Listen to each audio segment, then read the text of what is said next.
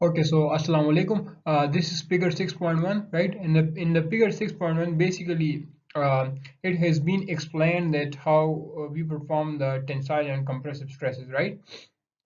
So this is basically showing you that what is stress, tensile stress, right? And what is shear stress, right? And all about this, right? Okay, so in this figure A, right? So it is there here is a specimen, right? So this is a specimen, cylindrical specimen, and it has been tensile loaded. So a force F is here and a force F is here. So after some time, you will see that it will elongate. Okay. On the other side, if I opposite the forces, right? So it will be a compressive stress, and a compressive stress will increase the diameter, right? So diameter will increase and the length will be decreased, right? So the specimen will become shorter. Okay, and on the figure C, it has been explained that how the shear stress, what is the definition of the shear strain. So basically, this is a box, right? So this was the original box, and a force has been applied on this side and also on this side. So it is a kind of twist. So when you twist it, so there, this box, this will become a little bit twistier if I draw to a correct angle, right? Okay, so it will become a twist and it will make an angle theta with the original wall, right? So basically from this theta, basically the tangent of this theta is equal to the shear strain, right? So figure B is basically showing you the shear strain, right? And in the figure D, it has been shown that, let's say this is my wall, right? This is the wall, this is the fixed support, and a shaft is here, right? So this is a circular shaft, and I twist it, right? I twist it like we twist the clothes, right? When we want to dry it. So I twist it. So you will see that here will be an angle formed. Okay, so it twists from this point up to this point, right? So the angle that is formed is called angle of twist, right? Angle of twist. This is the angle of twist, right? And but for the tensile state, we use a specimen called the dog bone shape, right? So the dog bone shape look like this,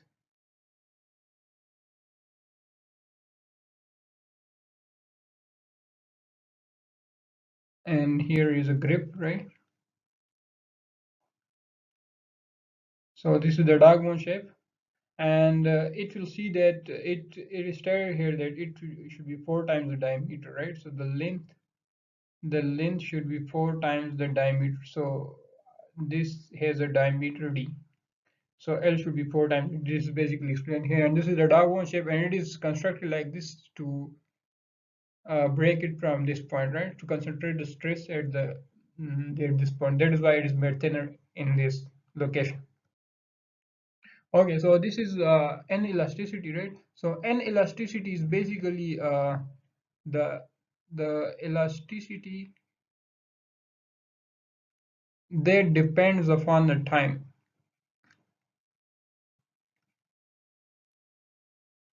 In mechanics of solid course, we basically study that. For example, when you load a specimen, right, to up to this point, and this is the stress strain diagram, right? Okay, so when you decrease this load, when you finish this load, right? So after some time, when you unload this material, so you will see that it comes drastically up to this point. But this is not the case.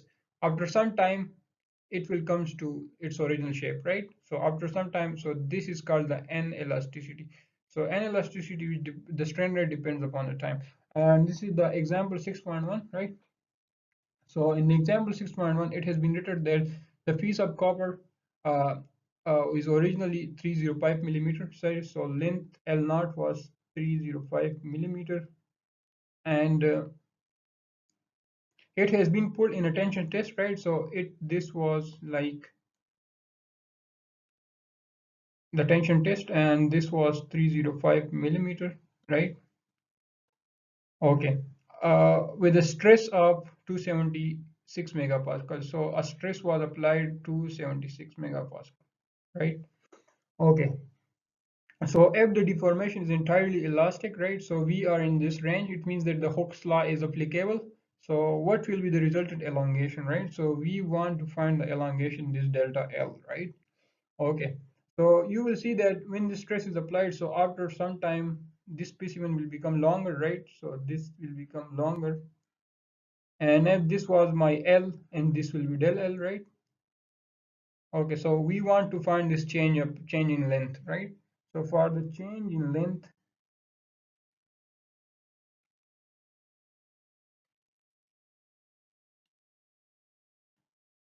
let me go to another solution. So this is the solution.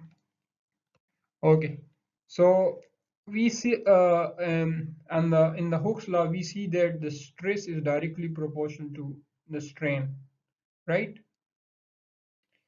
And if you remove this, then the stress law will like this E, right? So E is the constant for this material, right?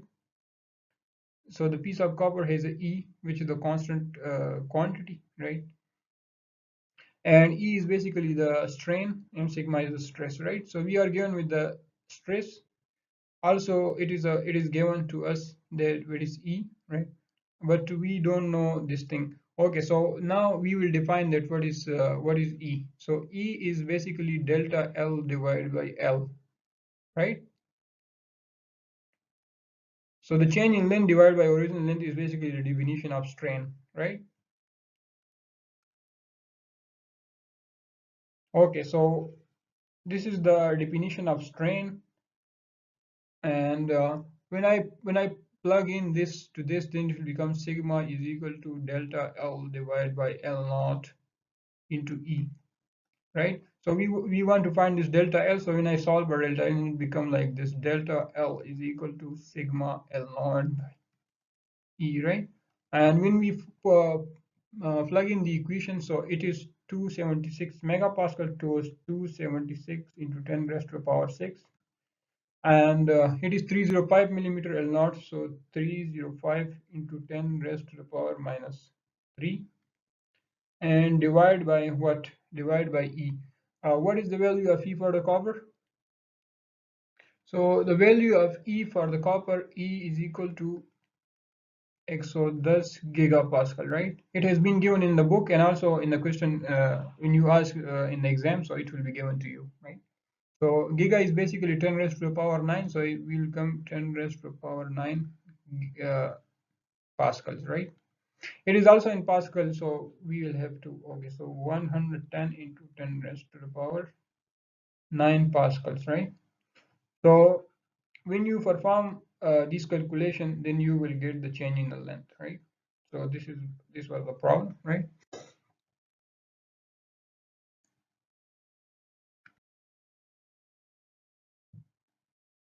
Okay, so this is the example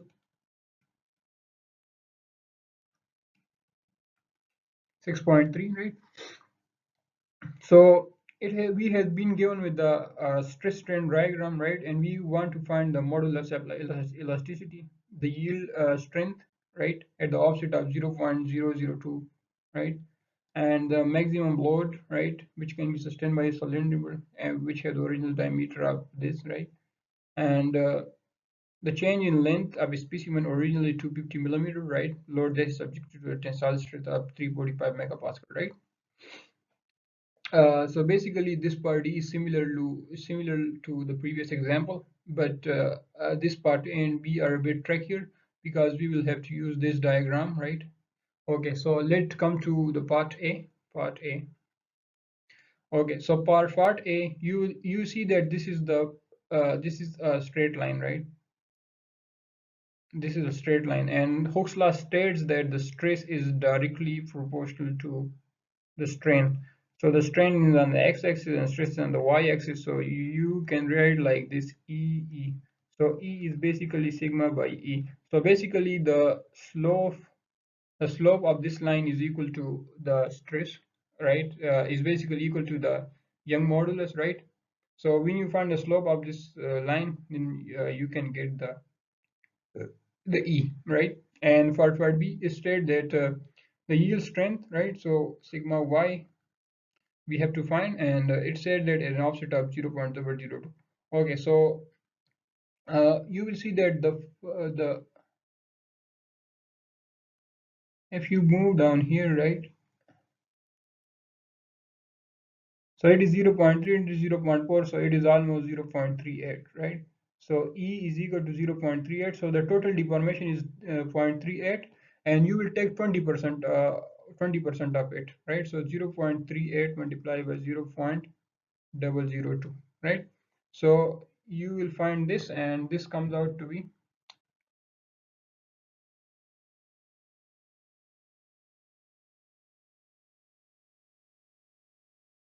0.38 times 0.002. So it comes out to be 0.00076. It is 0.00076, right? Okay, so you will find you will have to find a point here, right? So it should be equal to 0.0076 at this point, right? And you will draw a straight line parallel to this line, and when it touch this point, then it is your sigma y and the y-axis, right?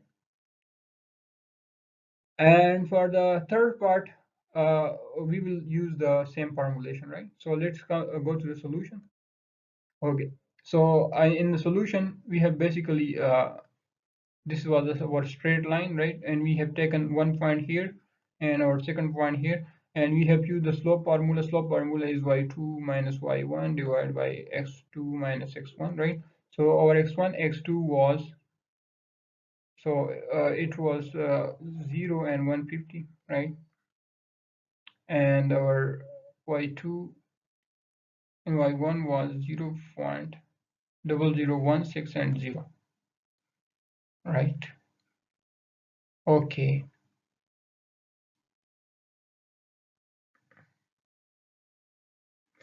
Okay.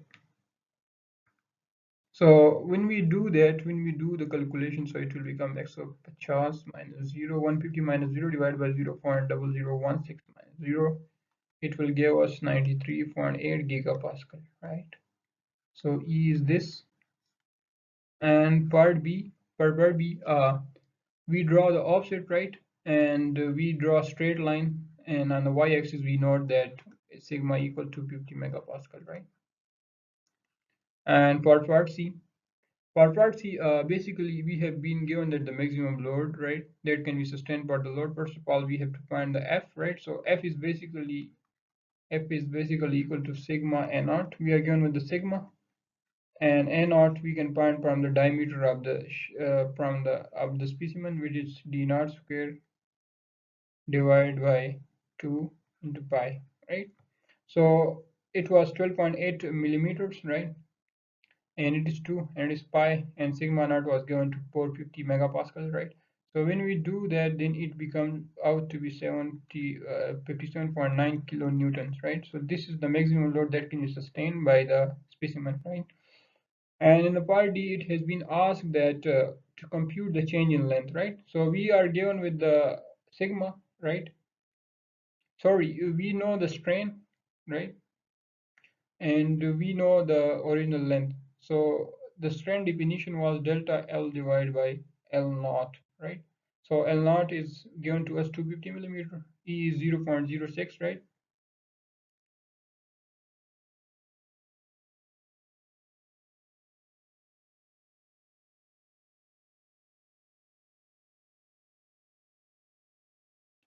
Right.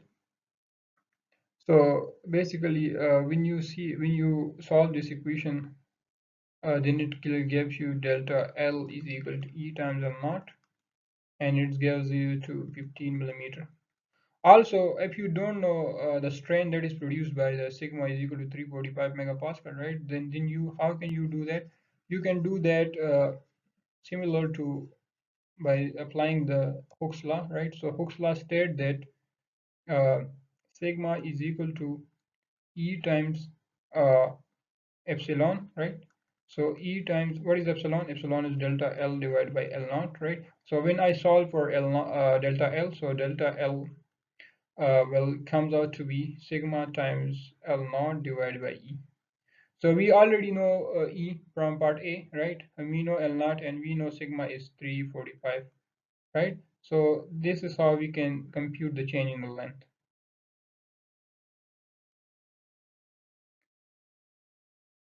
Okay, so basically this figure is basically showing you the tensile properties of material, right?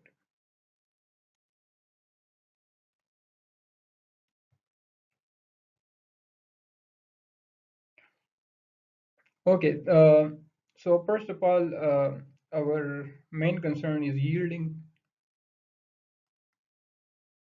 right? So yielding is a point that after which plastic deformation occurs. Plastic deformation starts. So this is called the yield point, right? And the proportional limit is that the stress is directly proportional to the strain, right? So this is a region and beyond which the stress will not be proportional to the strain, right? So after this, after point P, the stress will not be proportional to the strain. Okay.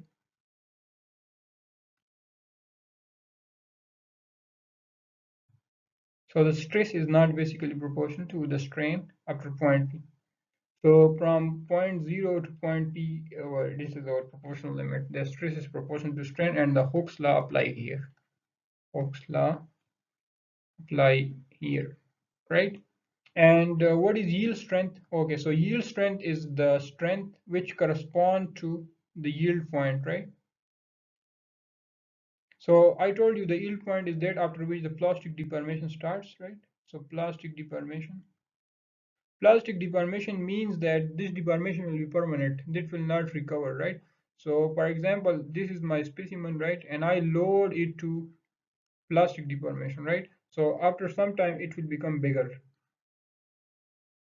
right? So after load it will look like this. It will this will be a permanent change. Means that the material is no longer be able to go to the shorter length again, right? So so this is basically determined with the help of a point, and this point is called the yield point, and the corresponding stress is called the yield strength, right? Okay, so this is the example 6.4, right? And in example 6.4, it stated that a cylindrical specimen steel having original diameter of 12.8 millimeters, so original diameter is 12.8 millimeters,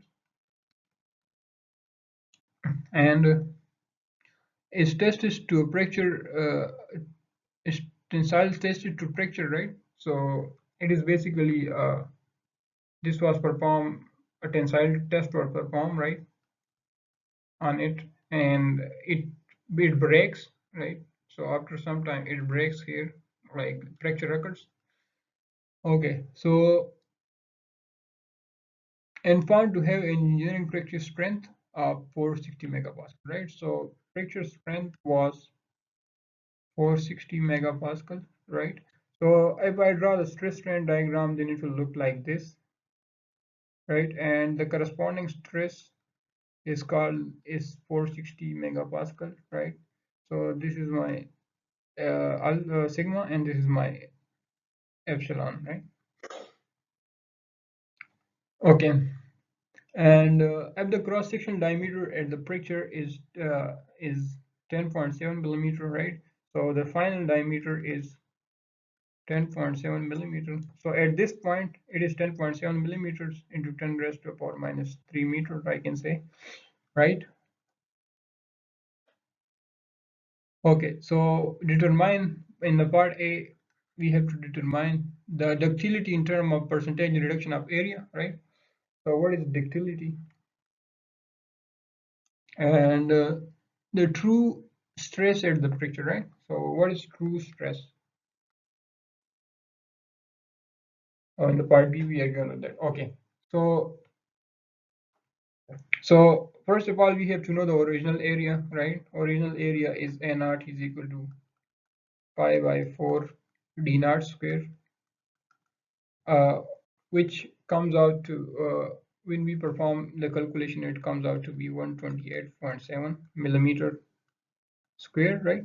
And what is the final area? The final area is basically the same formula, but the final diameter, right? And it comes out to be 89.9 millimeter square, right? Okay, so now percentage reduction in area, or we can say that it is ductility. So ductility is basically the percentage reduction in area, percentage reduction in length, right? We can specify by both. Okay, so it is the original area, right, minus the final area divided by the original area, right? So it is 128.7 minus 89.9 divided by 128.7.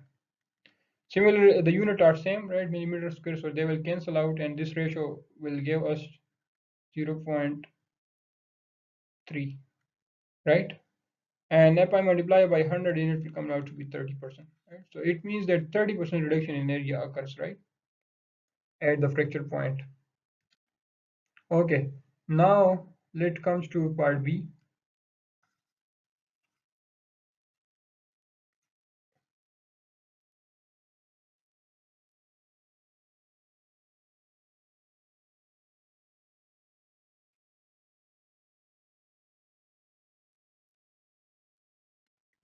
Okay, so in part B, it has been asked that what is the true stress at the fracture, right? So the true stress is basically sigma is equal to F divided by instantaneous area, right? Or we can state at the final area, right? So it is necessary for us to find this uh, final force, right? So what will be the final force? What is the definition of the stress, the sigma F? So sigma F is equal to F divided by AF, right? So this implies that F is equal to sigma F times AF, and sigma F was given to us, it is 460 megapascal, so 460 into 10 raised to the power 6, and the final area which we calculate on the previous slide, it was 89.9 into 10 raised to the power minus 6 meter square, right?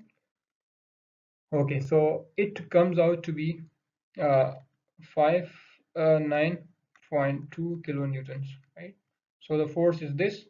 Now we will use this equation, right? So this equation is sigma equal uh, sigma true stress is equal to force. Force is 59.2 into 10 raised to the power 3 newtons, and divided by this final area. So final area was 89.9, right, into 10 raised to the power minus 6 meter square, right? So this comes out to be 6.6 into 10 raised to the power 8 Newton meter. So it is 660 megapascals, right? So that is how we can determine the true stress, right? Oh, and this Brinell hardness number, right? So when you want to find the tensile strength of a material, right, then you will multiply the 3.45 with the Brinell hardness number, so it will give you the tensile strength, right? So basically you can, from Brinell hardness number, if you are given with the HB, right? HB is given, and what is tensile strength, right? So tensile strength you can find out by this equation. Okay, that's it for today. See you in the next lecture. Thank you.